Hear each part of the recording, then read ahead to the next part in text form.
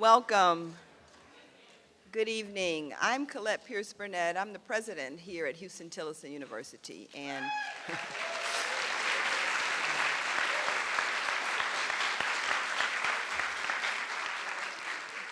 I am personally humbled and blessed to be hosting the Texas Tribune's symposium today and tomorrow. On a personal level, it's just a very important conversation.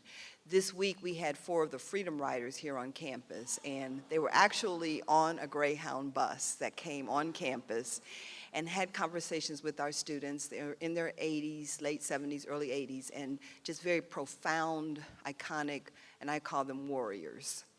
And they were impressing upon our students that the struggle continues and that they were giants, and young people stand on their shoulders now, and they need to continue that work for social justice. We may as a nation have reached equality, but not equity. So these conversations are just extremely important, so I commend each and every one of you for coming out this evening on a personal level.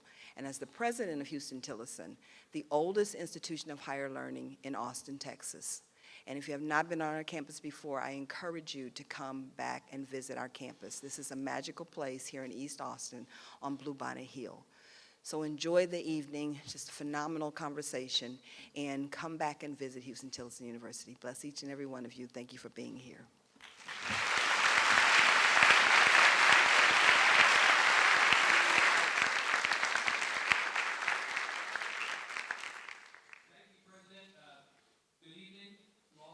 Evan Smith. I'm the CEO and co-founder of the Texas Tribune. I am elated to be back on the Huston-Tillotson campus. We've done events here before, but maybe no event as important and as properly timed as this one. And the enthusiasm and excitement for this event was immediately evident. We advertised the fact that we were going to do this event and put up something of a program, and within 24 hours we had more than 1,300 RSVPs. And in 7 years of doing events at the Texas Tribune, we have never had a response to an event like we had to this event, and I want to give all of you a hand and give yourselves a hand, because the fact is, what the Texas Tribune, we are a nonprofit, nonpartisan news organization, but at a level below that, we want the community to be engaged. We want the community to be talking about and thinking about the things that matter to every single person in this room and out of this room. All 27 million people in the state, everybody in this country needs to be having a conversation about important issues.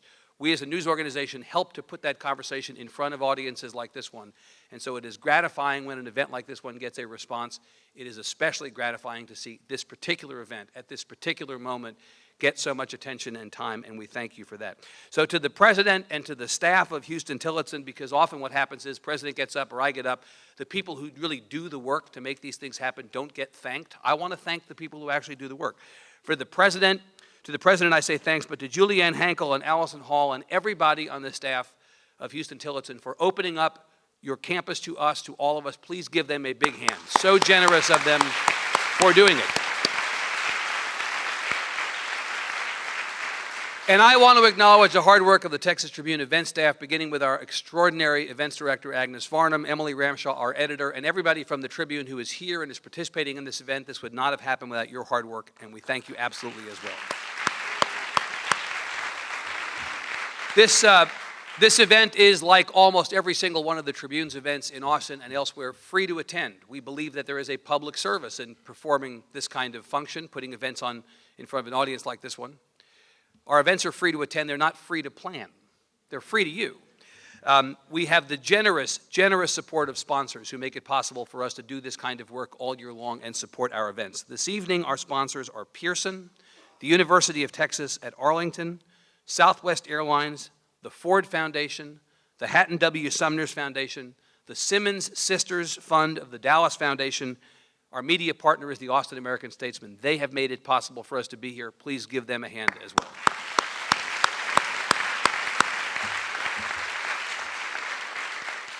And I should say, 7+ years in, any of you who are members of the Texas Tribune, a public media organization, much like your PBS or NPR station, if you believe in the work we do and you give us a couple bucks, thank you, because you're making an important decision to do that. Those are dollars you part with, not without thinking, and you make it possible for us to do the great work we do, and we thank you for that. Please, if you have cell phones, silence them. I'm not going to make you turn them off. Couldn't make you if I wanted to. But I will ask that you turn your cell phones to silent, in part because we're live streaming this event for the benefit of the many people who wanted to come but could not. The hashtag for this event is hashtag TT Events. We are at Texas Tribune. He is, of course, and always at DeRay. And if you want to tweet about this event, we encourage you to do it. There is a schedule for tomorrow that's outside. I won't bore you with all the details except to say that we have an amazing program tomorrow, panel discussions on race and education, on race and policing, on race and politics, an amazing lunchtime conversation. Peniel Joseph is doing a great talk over the lunch hour. We have an interactive series of events in the afternoon, a day-long program to fully immerse you in this topic, and we hope that you come back, that you participate, and that more important than anything, that the conversation that we're having tonight not end when we leave campus, but that it continue. Because this cannot be a bounded thing. It cannot be 24 hours and we're done talking about race and public policy in Texas. No, what is evident and more evident every day is we need to be talking about it forever, for every day. And so we hope that this conversation is a catalyst and that you take the baton from us and have this conversation after we go. With that, I'm going to introduce our extraordinary guest. It is my pleasure to introduce the kickoff of this weekend's symposium on race and politics, a conversation with the civil rights activist and educator DeRay Mckesson. Born in Baltimore, Mr. Mckesson is a graduate of Bowdoin College in Maine, where he was president of his class and of student government. He taught for 2 years in the New York City public school system as part of the Teach for America program, and later worked as an administrator in the Baltimore and Minneapolis public schools. In fact, last summer he was named interim chief personnel officer of the Baltimore City schools system, and in talking to him about this on the way over here, it's clear he's doing maybe 3 or 4 full-time jobs at the moment on an interim basis for the Baltimore City school system. They're very lucky to have him. Motivated by the events in Ferguson, Missouri, and elsewhere in this country, Mr. Mckesson became an early and enthusiastic leader of the Black Lives Matter movement, which works to counter violence and systemic racism against African Americans and on behalf of social justice. 1 week from the inauguration of this new president, I can think of nobody I'd rather hear from on this always important but especially relevant topic. And we are so grateful that he came all this way to be with us. Please join me in welcoming DeRay Mckesson.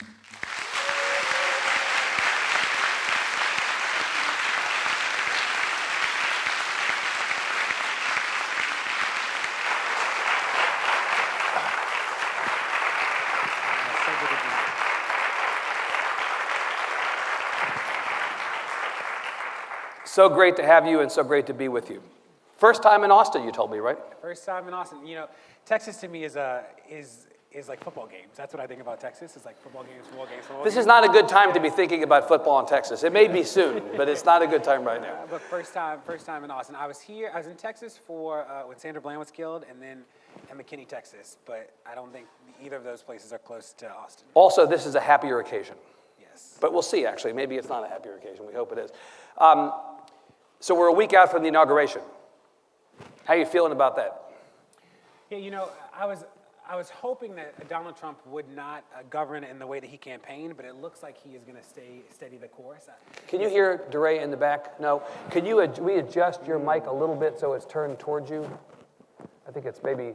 Oh, I think it may be contained within your famous vest. Okay, here we go. Let's see. Everybody tweet. We can confirm that the vest is a thing. Here we go. Okay, better. Okay, better, yes. Good. So I'll ask the question again. Donald Trump is being inaugurated in 1 week. How are you feeling about that? Yeah, I was hoping that Donald Trump would not govern in the way that he campaigned, but it looks like he's going to steady the course. I think these nominations are examples. Cabinet appointments. The cabinet nominations are examples that he is sort of consistent with the racism, bigotry, and just uninformed people as a part of his team. So I'm sad about that. I'm most frustrated, though, that so much incredible work over the next 4 years will be spent withstanding his administration, and I am hopeful that we can figure out how to not lose our imagination and our sense of progress in the midst of all the chaos that Trump will push forward. Now, you know, in the journalism business over the last couple of months, as we've contemplated our own place in this new world and the role that we played in the campaign, the popular phrase is, give them a chance, but hold them accountable. We're, at least in theory, in journalism, going to give them a chance. It sounds like you've passed the give them a chance part of this. Yeah, I don't know what it means to give somebody a chance who's so openly racist and bigoted and Islamophobic. Like, that doesn't make sense to me. Yeah.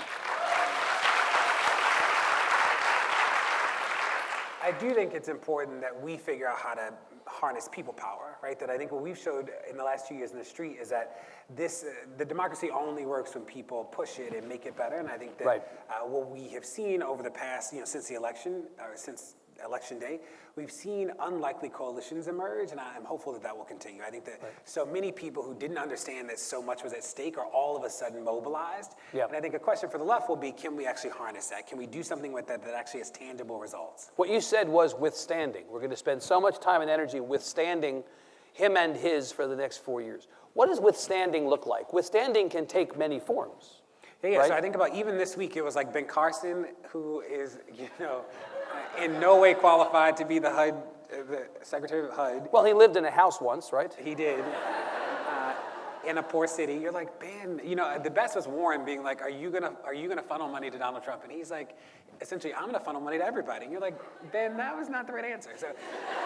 So you got Ben, you get Jeff Sessions, who is a documented racist, and then you get Tillerson, what they have done so masterfully, though, is put all the confirmation hearings back to back. So just trying to watch them all and focus on them takes such incredible energy that we have to now build an apparatus to deal with all this at once. But the apparatus, Mr. Mckesson, the apparatus was not going to be to defeat them.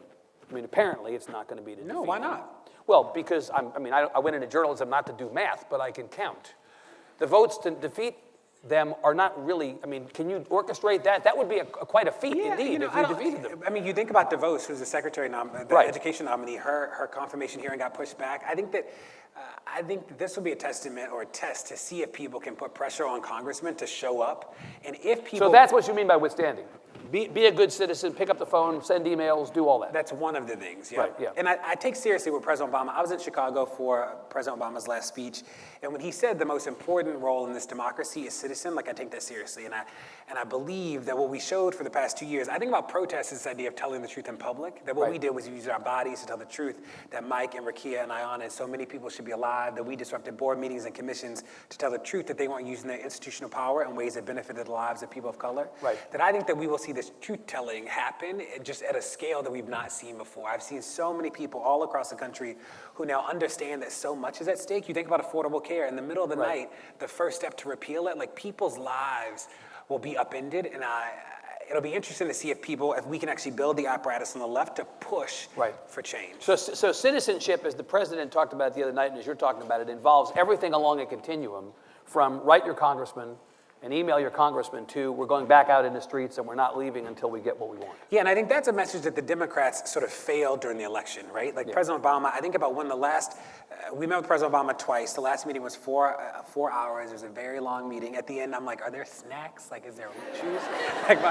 I'm hungry, President Obama. But it was a very good meeting. And one of my pushes to him was President Obama, you talk about voting as the only way to make change, sort of this vote shaming that's happening. And what we know to be true, I think about all of us who stood in the street. We voted our entire lives, and I got tear gassed, LRAD, smoke. Voting didn't keep you from getting tear gassed. Voting was not the only. Voting wasn't the most important way to make change. Voting is definitely one of the ways to do it. And I think that what we have to do is be mindful and tell people that there are many ways to build power. There are many ways to harness power. Voting is one. Calling your congressman, being on committees, all of that is a part of what it means to have a robust toolkit as a citizen. And I think the Democrats, hopefully, when we think about the next DNC chair, whoever it'll be, will figure that messaging out because they didn't get it the last time. I want to come back to Trump and Clinton and the election, but I want to actually stay with Obama for a second. So it's become popular to be contrary about Obama and say, well, yeah, he was good, but he wasn't actually as good as we thought he would be, right? We were disappointed now because that's a cool thing to say. Well, it wasn't really as good as we all had hoped it would be. Are you in that camp, or are you willing to say these 8 years were everything that you expected they would be? I remember 2008, and it's funny, immediately when I think about the 2008 campaign, I think about all those emails. It was the Obama campaign emailed us all 1,000,000 times. It was no more emails. And do you remember when he won and Beyonce sent that last email? And it was okay, I love Beyonce, no more emails. It was get me out of here.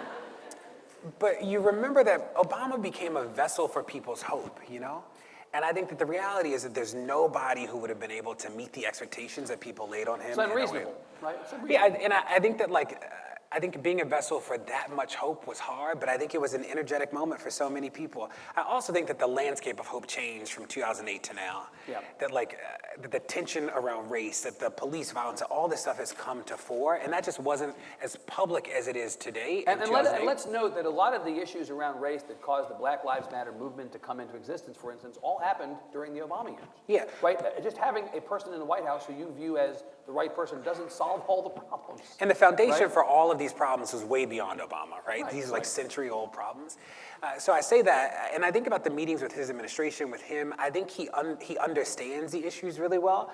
It was not always clear he was willing to be as aggressive as we thought he should be. I do think that the administration was ramping up to sort of hand over stuff to Hillary, like that they were gonna, the 21st Century Policing Task Force, intense recommendations, and Hillary was gonna take it away, and that didn't quite happen. I also think that they squandered the beginning years, that there was more that could have been pushed. I mean, Obamacare, huge win, Affordable Care Act.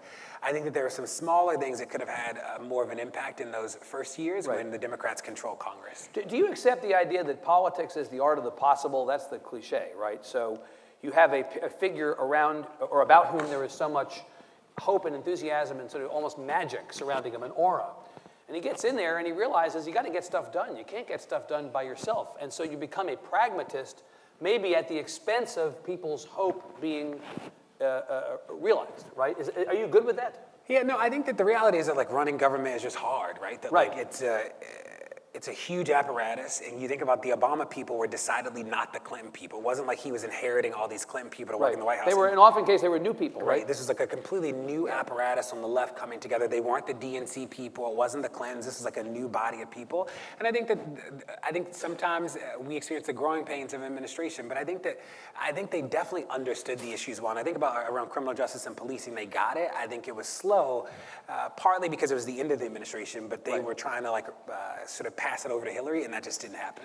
I'm not going to ask you to play street corner psychologist, except I kind of am. What do you think that Obama's great regret as it relates to the portfolio of issues we're here to discuss tonight would be? The thing leaving office that he wishes he could have, either by his hand or somebody else's, gotten differently. I think that they probably would have I think that we're seeing the downside to branding Obamacare as Obamacare right now. Right. That the studies show people believe in the Affordable Care Act, they don't believe in Obamacare, and you're like, they're the same thing. So I think that is one. I also think that they realized they had more power in the beginning than they thought, that they could have pushed through Obamacare and some of this criminal justice, that they could have actually, could have gotten the foundation for those wins as like a big regret.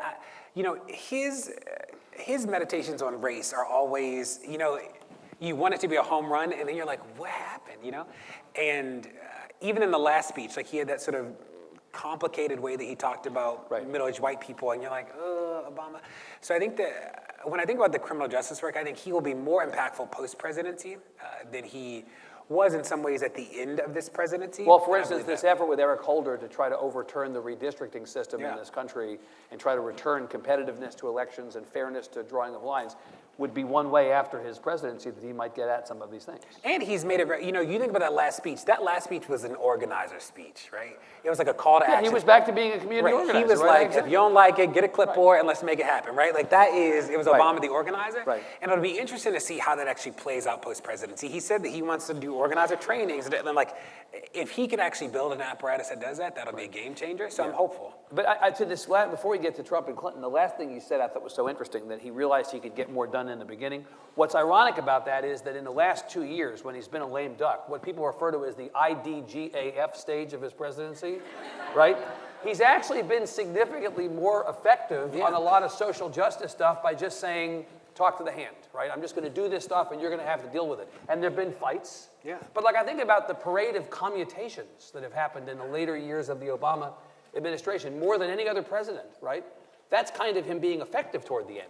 Yeah. And you think about the Department of Justice. I don't know if any of you have had a chance to at least skim the Chicago report that came out today or the Baltimore consent decree, is that both of them are models in their field, that these are the first two, and they are separate, right, because two different cities, but they're the first two that we've ever seen deal with internal affairs, for instance, in a really robust way. That the consent decrees historically are sort of like line edits around important but sort of cosmetic things. Being like in Cleveland, it's like, you cannot pistol whip people, you cannot stand on people's necks. You're like, okay, right? And that is important, those are real things.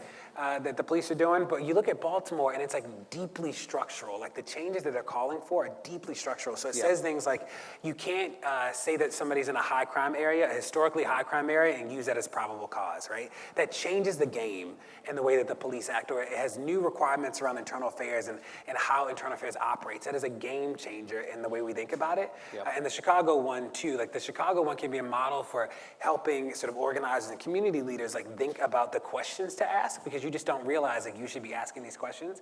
And even in the Baltimore one, it now requires unbelievable data collection for the police. Like every time force is used, every time force is applied, like we've not seen the DOJ be this aggressive. So That's it's important. progress. It's important that they did it, that they got that in before, you know, what's his face? Jeff Sessions is like, I don't believe in consent decrees. So it's important that they got this in before the Trump administration comes forward. So on the election, not to relitigate, but let's just talk a little bit about it. So you were a holdout to support Secretary Clinton for a period of time, right? And you wrote I was a holdout. You didn't endorse her, and then you did endorse her. I mean, by definition, you had a reason I to didn't wait. not endorse. I mean, okay. Well, I waited to endorse her is like a true statement. Let's call it whatever you want. Okay. So you wrote the Washington Post editorial endorsing Secretary Clinton, which I read at the time and went back and read again. And it was really it was an endorsement of her, but it was also a statement about him. And I thought, very interesting. You said in that editorial, you were concerned that a Trump victory would lead society to, quote, grind on black and brown folks even more than it already does. And again, you said you suspect that that fear is going to be realized. Yeah, that was in the context of this idea. So there were people on the left who were like seduced by this idea of a productive apocalypse, that like you should support Trump or not be afraid of Trump because it's going to be so bad that it's going to like force the system to a grinding halt, and that in the grind, we're going to like really see everything. And you're like, no, the system is never going to come to a halt. That's some game theory right there. Yeah, boy, oh boy. But what it will do is like grind us to ashes, right? So that was trying to call out that there were people who were sort of withholding their vote from her because they were like, you know what, he'll break the system. And it's like, in breaking the system, he'll break you, right? And I think people like I think it was this sort of revolutionary romanticism that came during the election that I think was really dangerous. But the piece was also, I mean, it wasn't just negative about him, so I'm supporting her. It was also affirmative about her. But as you know, that itself is controversial. Ta-Nehisi Coates of The Atlantic has been, in the last day or so, doing an AMA with his readers on The Atlantic magazine's website. And he actually went there on Secretary Clinton and said, look, you know, I remember the super predator days. I'm actually not sure that she was the right person, no matter how unhappy I am about how this turned out. Did you have enthusiasm for her? Were you like, clear-eyed about who she was and, warts and all, I want her? I mean, how did you regard her and her campaign as they prosecuted this? Yeah, I'm mindful that elections are about compromise, right? That like there are a set of people you get to choose from, might not love each of them, but like you got to make a choice. And that some people in this election thought that elections were about like God the Savior and then sort of other people. It was like this weird thing that if she's not perfect, then like you can't support her. And that was a real challenge. I was at the Javits Center at the end. I was there on the really depressing election night, and like I was on this balcony and you could just see people leave in droves of 100, and that was very sad. And I have a lot of critiques of the campaign, right? I think that what we saw from this is that an opposition-only strategy is not a winning strategy. That like saying don't vote for him because he's crazy is not actually a motivator. People didn't vote for him. They also didn't vote for you, right? Like that wasn't a win. I think that the other thing is about surrogates. So you look on TV, Katrina Pearson, whether you like Katrina or not, most of you know who Katrina Pearson is, and she was delivering those talking points with a bullet necklace up for Donald Trump every day. She nailed them. She's like, he never said build a wall. And you're like, what? But she nailed it. Or you think about Killer Mike, who was out there pounding the pavement for Bernie Sanders.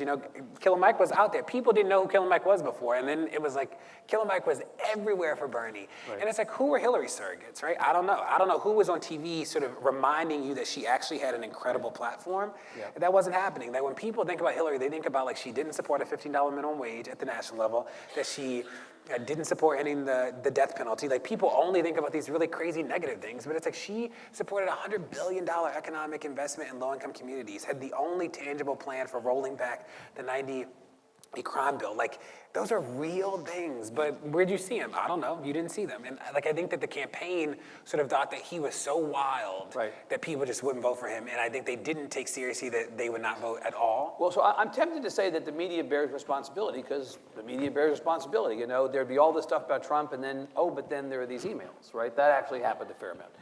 But I also wonder the degree to which the campaign has responsibility here for not getting what you've just described out. You know, at one point in the campaign, Trump went before black churches, but I think he also did this before Latino groups, and he said, the Democrats take you for granted.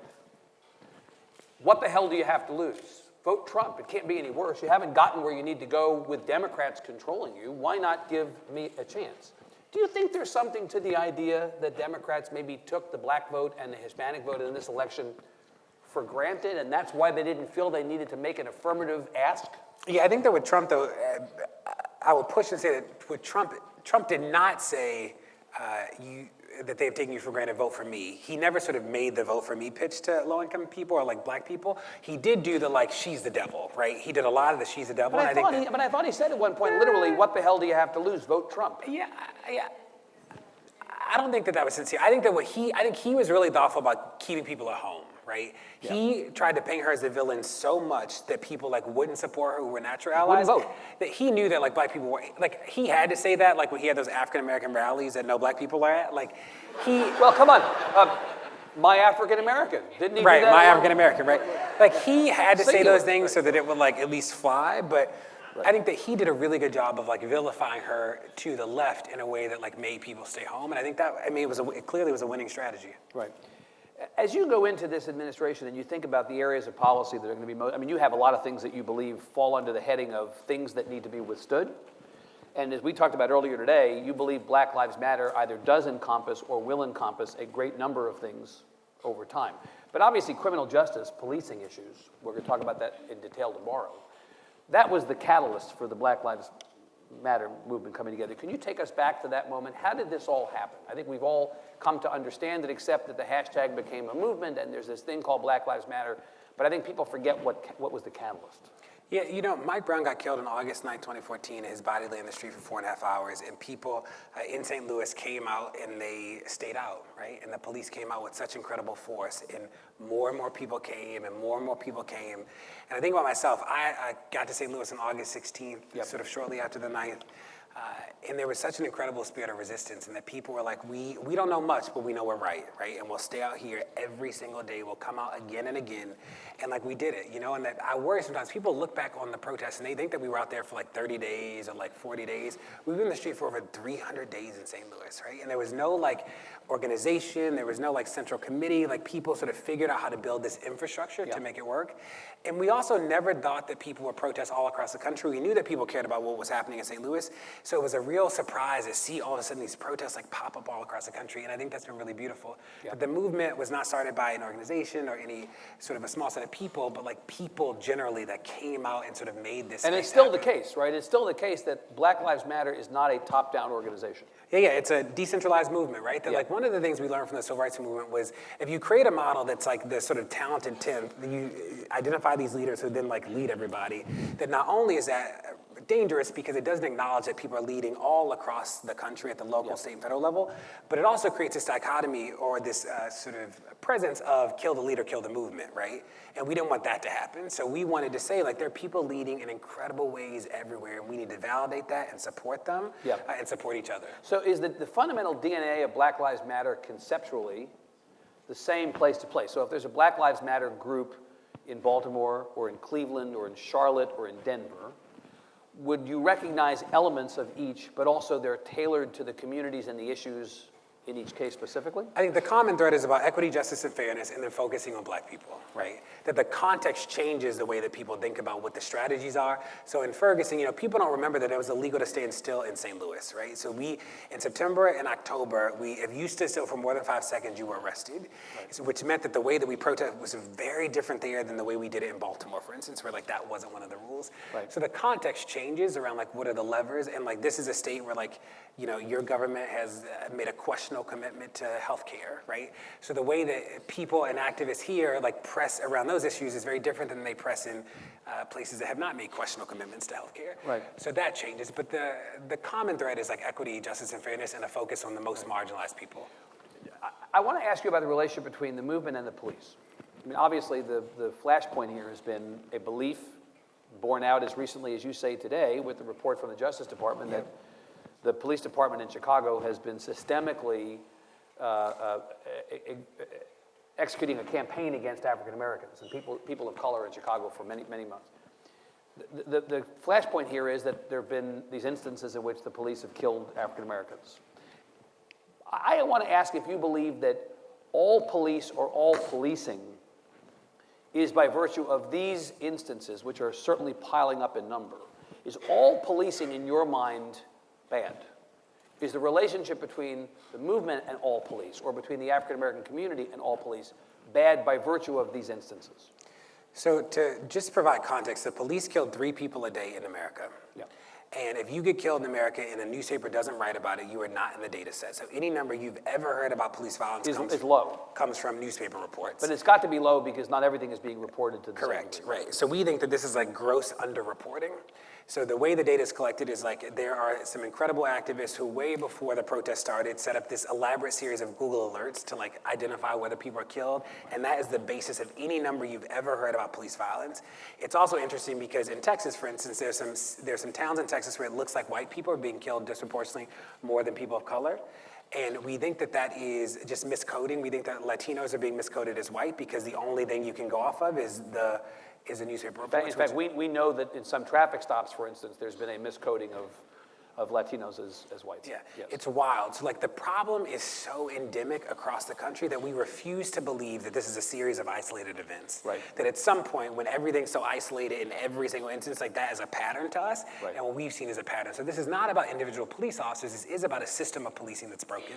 Right. And when we think about the question of safety, if I ask you where you feel the most safe, it's probably not in a room full of police.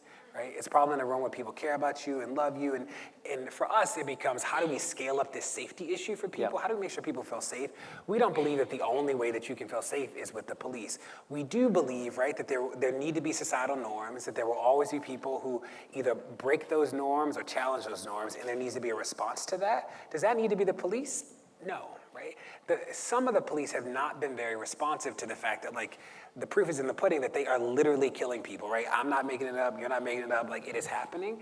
And we've seen the police unions be the least responsive. Well, didn't you tell me that the change. meeting with President Obama the other day that you referred to, there were a number of other stakeholders in the room, and that the holdout on acknowledging the problem was the Fraternal Order of Police? Yeah, so of all the police, there were a lot of police chiefs there, and like for the most part were incredibly candid and like understood the issue, acknowledged their own shortcomings, like got it.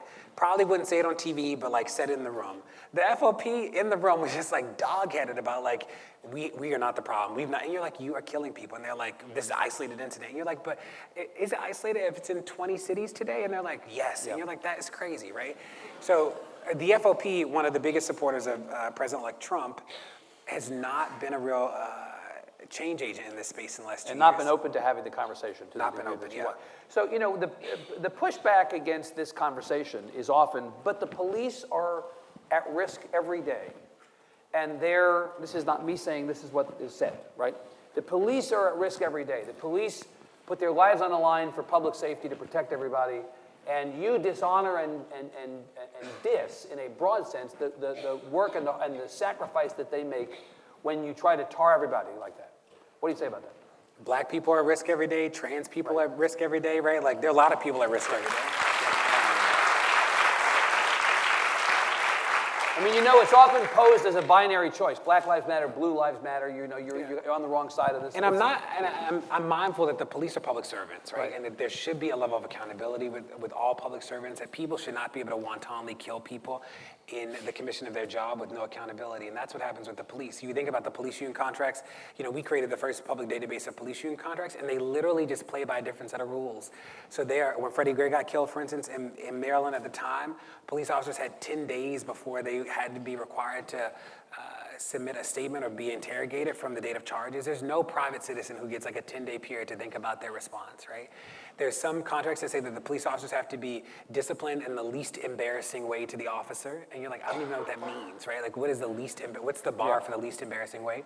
Or officers in some cities, they're like Chicago, for instance, the contract says that their discipline records get destroyed every 5 years. That is wild. There's no other profession where we just like destroy their discipline records as a matter of a process. Like, you should know if a police officer has like pistol whipped somebody every 6 years, right? And you won't know that in places because they just destroy the records, right? Yeah. So this is about creating like structural change and not just like these momentary sort of presences of justice. So the Chicago thing, I don't know if everybody read this in the paper today, the Chicago thing that you alluded to, this was the lead of the New York Times story. The Chicago police have systematically violated the civil rights of residents by routinely using excessive force, a practice that particularly affects African Americans and Latinos, the Justice Department said in a scathing report released on Friday, unveiling the findings of a 13-month investigation. Interestingly, earlier this week, the former Chicago police superintendent said that anything that's happening in the city of Chicago of this sort is back on Black Lives Matter. Because what you are doing in the movement is giving people license to resist the police, and in doing so, you're causing African Americans to die. Now, this is not the only time that's been said. There was an elected official in the state of Texas who, after the Dallas ambush, in fact, tried to put this back on Black Lives Matter and then subsequently objected to the characterization that that's what had been said. But this is not a new notion. Respond to that, please. Gary McCarthy was just looking for attention. You know, This is the former Chicago police superintendent. Yeah, you know, he was a police chief when so much of the worst parts of the Chicago policing in the recent history happened. You know, he was a police chief that hid the Laquan McDonald video. He was a police chief when Laquan McDonald got killed. So like, he has no credibility in this space. We know that we exist in a legacy of struggle where people have always tried to vilify civil rights activists and the civil rights work. And that is not new, that the police have always been people who've pushed against accountability at the highest levels. And the frustrating thing is that I have met so many individual police officers at the lower ranks who get it, right? Who are like, this is wrong, this doesn't make sense. But at the leadership level, like, there are not as many who are vocal about the need for change. Yeah. Let me ask you one more thing about the movement as a movement. So the natural tension when you're an insurgent, you often find yourself progressing toward respectability and establishment status. Necessarily you don't intend to, but if you become a thing, then you become often the thing that now others feel like they have to be insurgents against. So Black Lives Matter starts as a hashtag, but it really starts as an insurgent movement. And then all of a sudden, within a couple of years, you're crafting 10-point policy proposals. You know, you're like a real organization. And then there's sort of a discussion of whether an organization that started as protests and marches and this kind of activism is as effective if they're inside the tent, right? If they're inside the system, if they're more of an establishment organization. Do you worry that any of that tension undermines the importance of the work or the ability of you to succeed? I think about the first wave of the movement. You know, we spent 2 years trying to build awareness, right? It took us 2 years to convince people that there was not only a problem in Ferguson, but there was a problem all across the country. 2 years ago, people thought that St. Louis was really screwed up. They did not think that America was screwed up. Yep. And 2 years later, we've sort of gotten that battle. I think that the hard part is that like when you win the awareness battle, this is where movements die. You think about Occupy, changed the language, gave us the conversation, they won the awareness battle. And then it was like the transition to material wins is where I think it is really hard sometimes. And I think that that's the moment that we're in right now. There are a couple things I believe. We have to be as organized on the inside as we are on the outside. I think this is what the right has done so masterfully.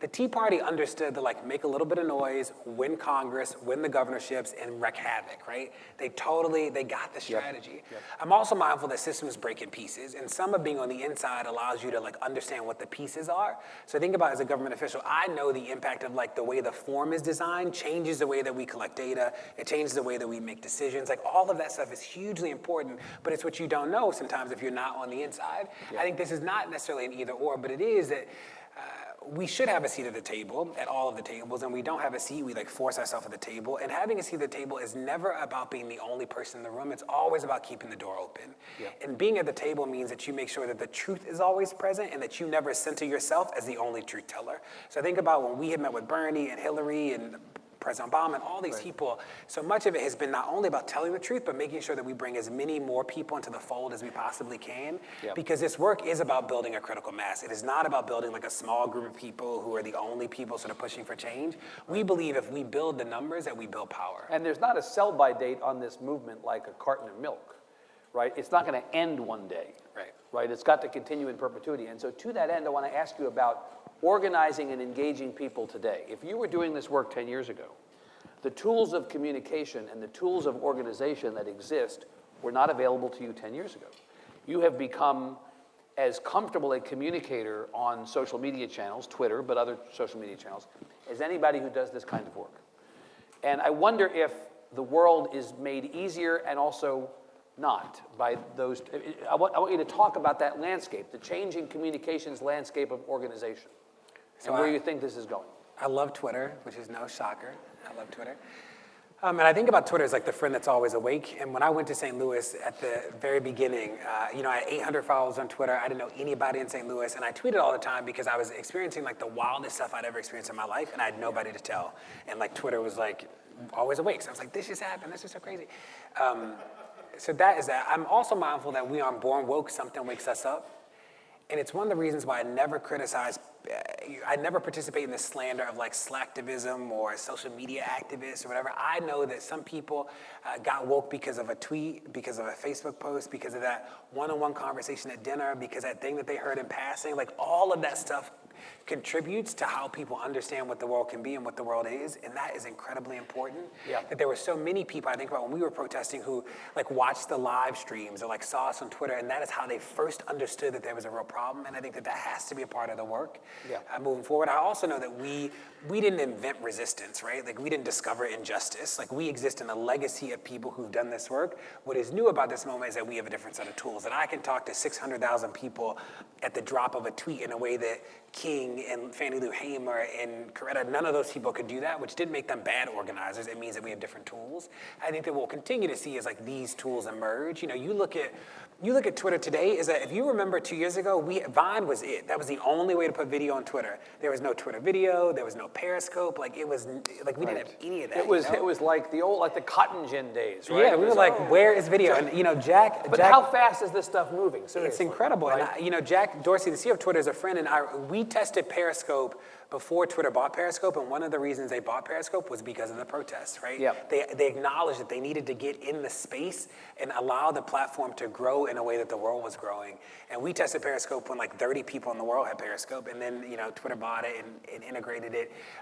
Because before that, we were using like Ustream. If any of you remember way back in the day watching the live streams. Oh my God, right. Yeah, stop it. Okay. No, but I mean, you're right about that, though. Ustream, wow. Well, we used Ustream in part, Todd, maybe not to live stream the Wendy Davis filibuster. It seems like a century ago, right? Yeah. Technologically. It's huge. Facebook Live, all these things are changing. Like who gets to decide what news is? Like who is a content creator? Like that is being upended. So the democratizing of content creation has been an essential element of the ability of Black Lives Matter and DeRay Mckesson to make a difference.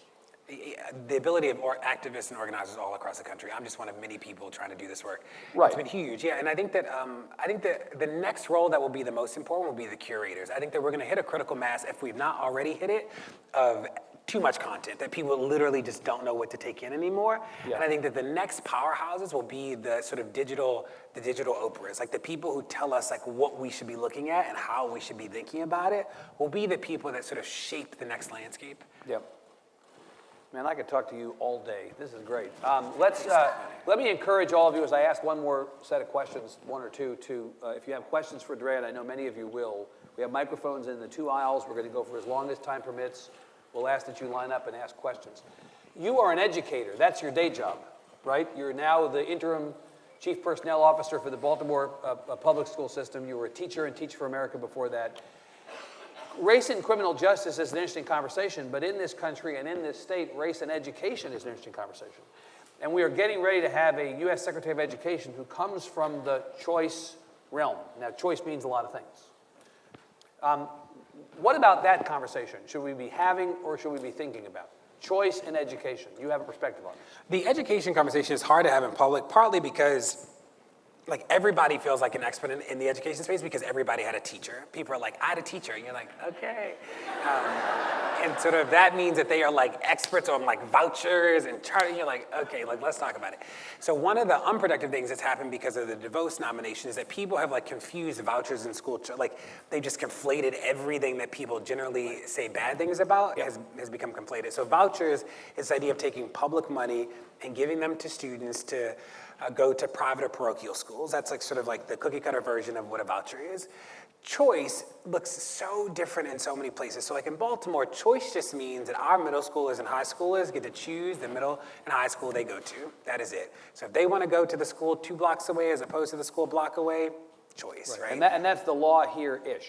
Has nothing to do with vouchers. So, what I'm hopeful is going to happen soon is that the education conversation just like starts to really focus on like the impact on kids and stops becoming this place where it's like we're fighting for who actually cares. Like the charter school conversation is that not all charter schools are awful. Some should totally be closed. Not all traditional public schools are amazing. Some of them should be closed. Like, and we should talk about like what is an effective school, that parents send their kids to school and they're like, I want a good teacher and I want a good school. Is that we never have the conversation about what good looks like in public. But you understand that if you say out in public that there are some public schools that should be closed, they chase you out of town with pitchforks. Yeah, right? I get it. And part of that, though, That's is like people not having, that we haven't normed on what good means. That like sometimes there's this an emotional conversation about schools. People are like, the school should exist because it existed 50 years ago. And you're like, well, that is questionable, right? That like when you go into it, if it's not like a sort of exceptional place for kids, like we should figure that out. The other thing that is real about public school districts is that enrollment is declining in districts all across the country, and that the funding formulas are so often tied to the tax base that unless we rethink the way we fund public education, like it will reach a crisis level in a way that we've not yet seen. That like in most big cities, it's a lot of poor black people, and when the tax base is the only way that you fund public education, like there just isn't the money there, so people have to make tough choices, and people don't want to own that, and the legislators aren't changing the funding formulas to actually respond to that in a timely fashion. So the education conversation is flatter in public than I think it should be. The DeVos confirmation hearing will be interesting, if not only because she sort of veered so radically, so intensely about charter schools and vouchers that it'll force that conversation to happen. Good. Sir. Hi. Hi. Okay. I love the vest, by the way. It's a Always good see the vest. vest. Love it. Awesome. Yes, that's So you yourself are an educator, and you guys just started talking about education, which is pretty awesome. And I was just wondering, I mean, amidst all the havoc in education that is like everyday havoc for like Black and brown students, like K through 12 students, have you found out a way to teach that certain demographic of students kind of a stable civic education that could kind of stay for years to come? And if you haven't, do you have any ideas? A stable civic education? Yeah, I mean, because there's so much that's going on within the political sphere right now that, you know, a lot of people are energized, and I guess teachers have, you know. How do you create the next generation of activists or the next generation Exactly. of people who are engaged? It's a good question. I taught 6th grade. I love 6th grade. 6th grade is the best grade. It's like the last best grade. 7th grade. 7th grade is deodorant, and deodorant is tough. Like, if any of you are teachers, and when them kids need deodorant, you're like, get out of here. This is so good. 6th grade is like a beautiful, and I taught math, which was like, it was great. And I love teaching. It was amazing. What people can do today, I think, at the very simple way is 2 things. One is tell the truth about stories of resistance. That when people think about, I was in Montgomery, I was in Selma for the 50th, and we were in Montgomery too. And people think that like Rosa just like sat down one day, right? They think that it just like, the boycotts just like emerged randomly. They don't hear the story that like it was a professor who printed out 50,000 flyers, passed them out around town, people started boycotting, then other organizers came in and provided infrastructure, right? Like that is actually what happened, and when you tell the truth of it, people realize that like change starts really small. That I've seen some people who think that like we got a phone call from Harriet Tubman and she told me to go to Ferguson, right? Like, and that's not what happened. Like, Although let's acknowledge that if somebody got a phone call from Harriet Tubman today, that would be news. Whereas I like was sitting on my couch on August 16th, and I was like, I'm just gonna go. And like that is real. So telling stories of resistance in an honest way is important. And the second is like validating the many ways that people can tell stories. That there's so many classrooms, if you don't write a 5-paragraph essay, you're not a storyteller. And I think that does real damage to our kids. That, like, we have to validate the way that they express how they live in the world and use those as launching pads to push them to think about some of these more complicated topics. It's a great answer. Thank you. Ma'am. Hi. First of all, I want to thank both of you for being here. This is really amazing. Thank you. And second, I wanted to know, when you're talking about the curation, what is it that you read, DeRay?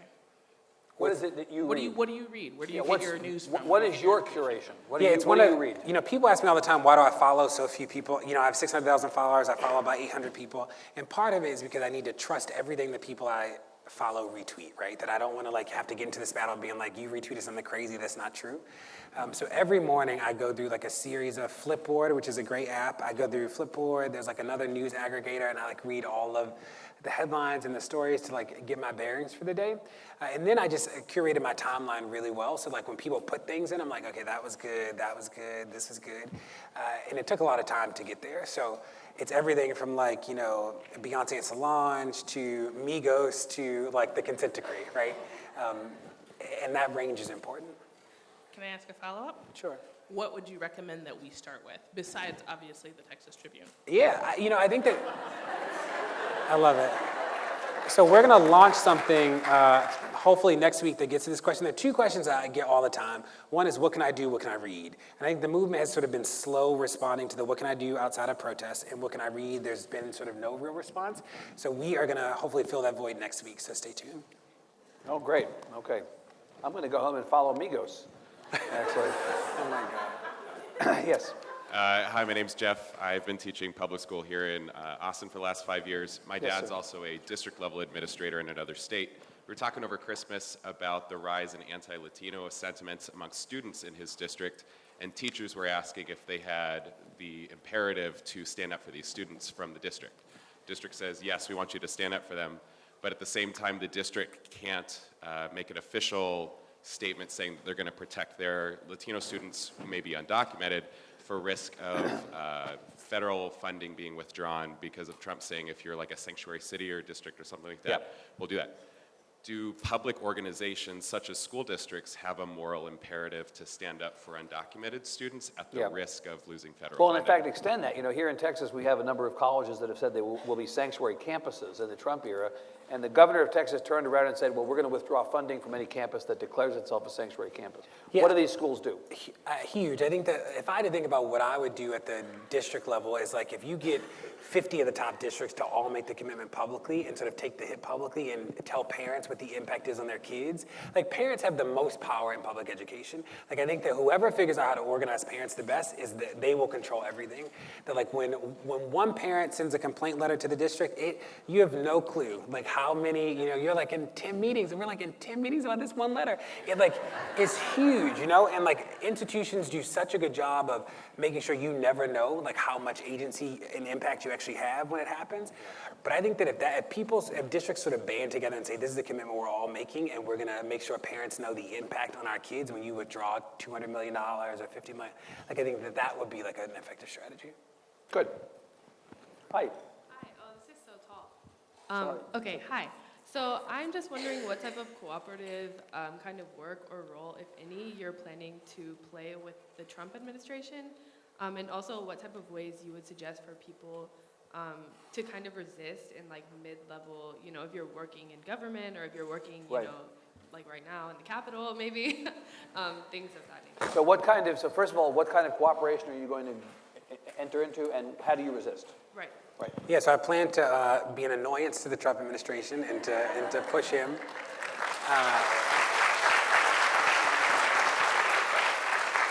And for people who like work inside the system that can't be like seen can't be visibly supporting, I think that some of the things they can do is like tip people off who can about like what are the questions and what are the things that they should push.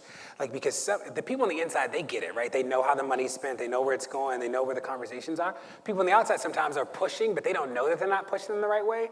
And what people can do is like tell them like, hey, this is actually like the meeting's gonna be here, show up and like press them here, like that sort of stuff. Like, Yep.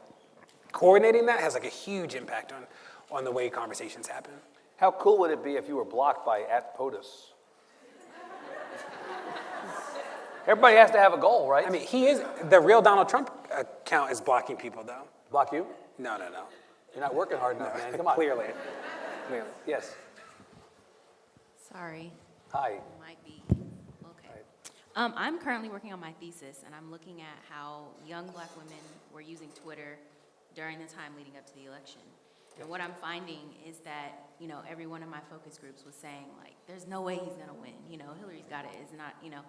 And I'm looking back at how they were using it, and they all said, I'm getting my news, I'm sharing my news, I'm talking to my friends, I'm doing all these things. And you just brought up an interesting point about curation. And so my question is, I wonder how we fight back against the urge to only accept the things that we are okay with. Confirmation And how- bias, Yeah, right, how do we fight, like, if Right. we're curating our news, how do we make sure that it's not just reinforcing our existing ideas? Do you know? curate people who you have people you don't agree with? All the time, yeah. You know, so it's important to just say off the bat that black women supported Hillary in record numbers, and black women got it, right? That they showed up, showed out, like supported. But the fear though is that it was we were told at such a high level that we didn't have to worry about that. And he's crazy, it's not gonna happen from the media. So obviously, in my opinion, that we're following these people who are just saying like what we wanna hear as opposed to the people who aren't, because we don't want that. And there were a lot of conversations about, well, I'm unfriending those people, I'm unfollowing Yeah. those people, I don't wanna hear that. And Well, I it's- mean, you know, I don't have to feel like I have a need to defend me. You know who else thought Donald Trump was going to lose? Donald Trump.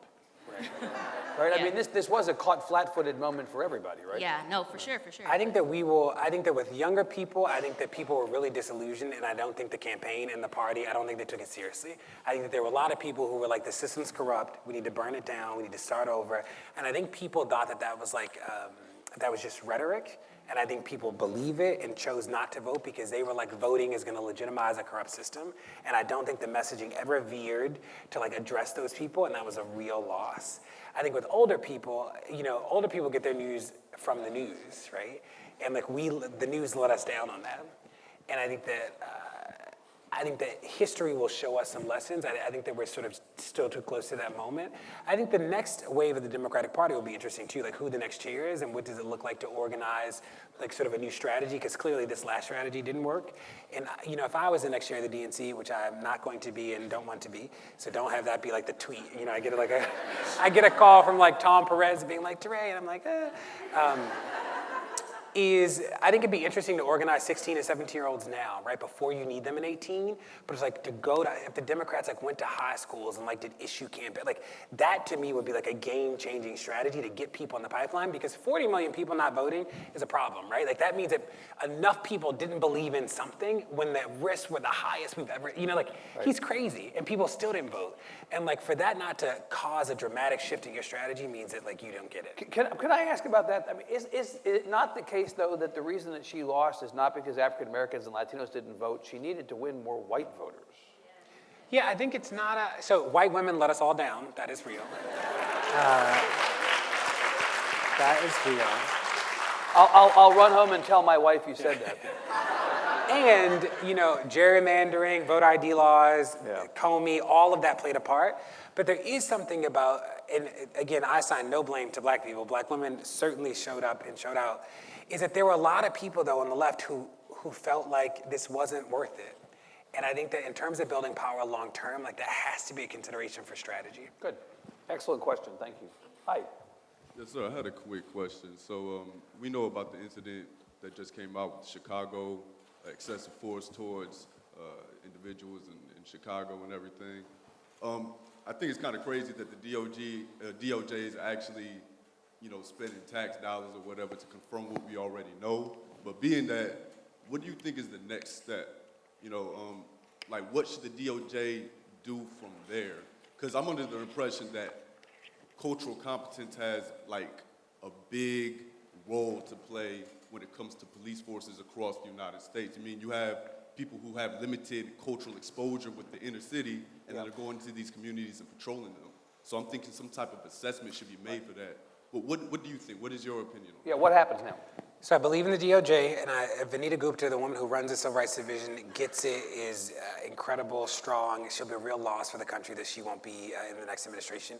I think it is important that they had the consent decree in Baltimore now, because the monitor will have to stay, whether it'll be a court monitor, so like whether the DOJ shows up under Trump or not, like won't matter. He, what's his name? Jeff Sessions has already said if he's nominee, he doesn't believe in consent decrees or pattern and practice investigation, so we probably won't see many of them come forward. In terms of tangible changes at sort of the local level, remember there are 18,000 police departments, so this is hard. The second, though, is that like structures and systems change the way people interact. Like you function in this world differently because you believe in stop signs, because there are crosswalks. Like that is systems and structures like changing the way that you interact in space. Yeah. And we think about the police department, like what would it look like that at any time, if you got 10 complaints, you were automatically suspended? I'm using that as sort of like an extreme example, but that would change the way that people interacted in systems. What would it look like if we lower the threshold so it's not this insane amount, to convict a police officer now at the federal level, you have to prove that they were like racist before they even interacted with the person, which is not happening, right? So what if you made it a more reasonable standard and a police officer saw that they were going to be held accountable? Like that would change the way that people interacted. Or these police union contracts where it was like, what if discipline records were made public every 4 years? Like, that would change the way that systems. So I'm much more of like a systems guy. Like I want to change like sort of the nuts and bolts because it'll change the way that people show up. You think about public education, however you feel about public education, the standardized testing wave changed everything. It changed the way we hired teachers, recruited teachers, the way we talked about what it meant to progress, like that was a system change, and that's what we need in the policing world. Thank you. Sir. How's it going, DeRay? Thank you for coming here. I'm a native Houstonian, so I know, some people look at Texas and people are crazy. I'm not even wasting my time, so thank you for being here. My question, kind of piggybacking off of one of your previous answers, you talked about the disillusion, like the 16s, 17s. In your story, as I understand it, you showed up in Ferguson after the murder of Mike Brown. Not necessarily with the experience that you have now, you just wanted to be involved. So I'm curious, what advice do you have for people looking to make that first step? Right. Yeah, I'd say like start where you are. That like all the organizers like started off small. Like they found one person who found one person who found one person. Like that's how it happens. Like there's this mythic idea that like, again, you got the phone call from Harriet who was like, go do these things. Or people do the like, you had to read everything, right? And I tell people, I was talking to a professor, a well-known professor, and I called him for advice, and he was like, DeRay, I need you to read these 3 books. And I was like, Harriet Tubman didn't read no books, right? And he was like, I'm like, she didn't read no. So like, I think that it's important that people remember, like, you have enough already, right? You have permission. This is yours to, I worry sometimes that people do the like burn it all down, right? Or like King and Baldwin were famous for the like don't integrate into the burning house, right? This idea that like it is so broken it cannot be fixed. Or people say that the country was rooted in racism, right? So the tree's rooted in racism, so the roots are soaked in the blood of black people, therefore the fruit is poisonous, we gotta chop the tree down. Is that to me is again like another slice of the revolutionary romanticism, that what I know to be true is that this is ours too, right? So like this is my house too. We built the house, we didn't choose to build it, we didn't want to build it, but we built it. And that is ours. We're not giving this away to people. And the second is that like when you burn it down, you don't go back to the Garden of Eden. You start from the ashes, right? And people like don't remember that like when you tear this down, like we will start from the tear down. We won't start from this like mythical place of equity and justice. You know what I mean? So telling people to like start where they are, whether that is like a conversation or like saying like I'm gonna go to this congressman's office, like that, the practical stuff is real. And for me, it was literally like I got in the car, drove 9 hours, didn't know anybody in St. Louis, showed up in the middle of the street. I had a sign that was like on this little piece of cardboard that said, my blackness is not a weapon, and I was tweeting, right? And like I plan to go for a weekend. That was my commitment. And like it's been a long weekend. Boy, it has. So I'm just setting expectations. So you're saying, Agnes, we have about 5. Can we take another? Are you good? Can we take another 5 to 10 just so we try to accommodate? Are you good with that? Okay. Our meter's not running at the no. Okay, good. Ma'am. Hi. I have more of a comment rather than a question. I know that there's been a lot of discussion about curation as well as just the great work that the Black Lives Matter movement is doing. And so my comment is, first, I'm an archivist, and what we do is we preserve records, be they paper, electronic, photographs, things like that. And my comment is that given all of the work that you're doing, I don't want to see it disappear or it not be saved. And so my encouragement, especially as the archive community is grappling with issues of social justice and the role that we can play, is that Black Lives Matter offices or meetings throughout the country consider having this discussion with archivists, so that way we make sure that we're documenting your work, so that way future generations can see what you've built upon. And so that's really my concern, because I know that there's a lot of tweeting and a lot of things being produced, but my mind is immediately like, how is this being saved? So other people can benefit from it. That's real good feedback. You know, I will just add this. This has nothing to do with what you just. So I agree with you. Period. You know, Beyonce has an archivist. Yes, That is I like do. that's my contribution today. You know, somebody who knows you was in this room wondered whether you had mentioned Beyonce tonight, and I've now, the Beyonce count is up to Oh, you're so funny. 3. What's funny is that people, so Beyonce follows me on Twitter, which was like a thing, and I would get introduced places, and people would be like, DeRay, the protester, and Beyonce follows him. And you're like, I don't know if that, I mean, that is very cool. She is great. But yeah. Okay. Hi. Hi, thank you so much for being here again. You speak to the importance of having numbers and building power with those numbers. How do you advise maintaining this momentum and engaging people in these sorts of discussions without turning them away or overwhelming them with all the content and knowledge that's out there? Yeah, but I think that one of the things that we have to be mindful that the movement has to grow as people grow, right? That like, there was a time where I was willing to like sleep in the side of, like on the side of the road, like, you know, we were just out there, and that was like a specific time period, and like now we're sort of I'm at a different place in like how I want to show up in this space, and I think some of the unproductive organizing spaces I've seen sort of do that. If you don't do it like me or with me, then you're not an organizer, and I think we always have to push. We have to push against that every single time, right? And there are a lot of people, you know, people are like, DeRay, can I join your thing? I'm like, I mean, yeah, you can do what we do. You can also do your own thing, and like that is just as legitimate, right? Like, do your thing as long as we believe, you know, what it means. A coalition to me means that we believe in the same type of world to live in, and we don't have to believe in the same way to get there. And like, we need to be honest about that. I think the other thing is that we are finally having public conversations about identity in ways that we've not had before. So it's important that we talk about, you know, I'm a gay black man, and that's important to me as somebody who like gets to show up in the fullness of who I am in all these spaces, that we talk about the role of black women, that we talk about the trans community, like that we are really thoughtful and expansive about what it means to be welcome in spaces, and that is like always present in the way we think about them, has to be real. The burnout thing too is making sure that people know that they get to choose how they show up, right? As an organizer, I don't choose how you show up. What I can do is like think of a set of options in a menu, and you get to choose how you show up. And again, I've seen people say like, if you don't do this, you're not real. And like, that is so crazy to me. I promise you we'll take as many as we can. We're going to have to end at some point, but I promise we'll take as many as we can. Yes? Thank you so much for being here. And before I start, I just want to say to the archivist, we can ask the CIA for the reels by 2050. I'm sure they're recording it all. But I was going to say, so we're seeing this after the election. There's been a lot of conversation about economically distressed white voters, middle America, people being out of touch in the cities with these folks.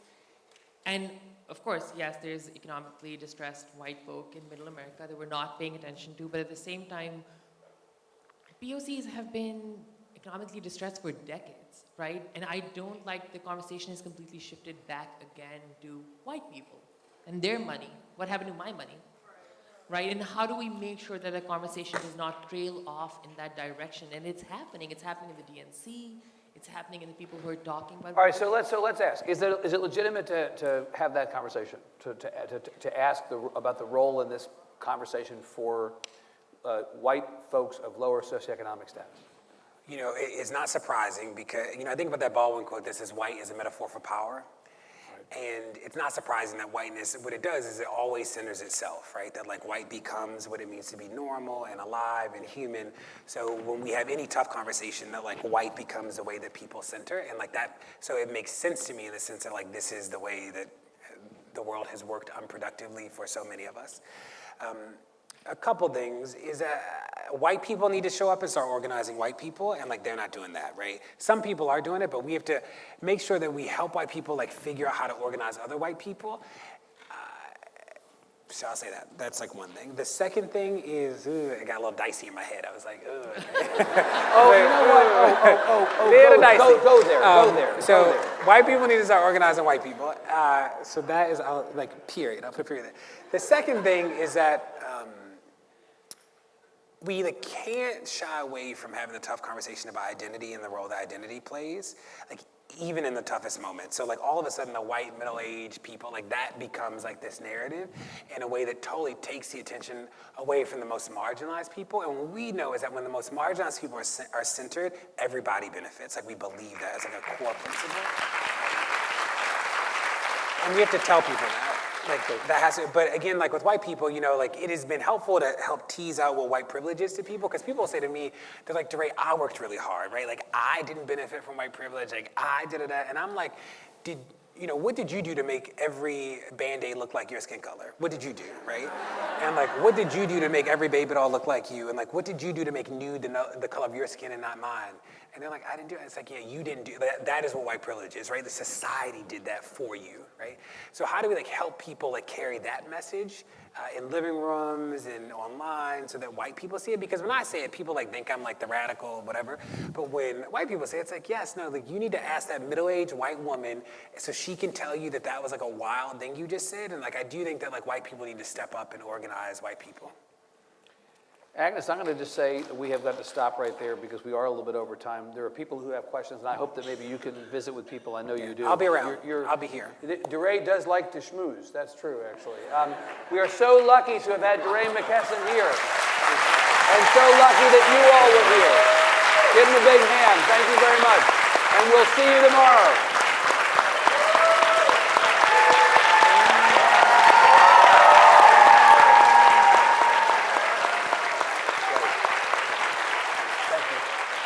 Just as good the second time.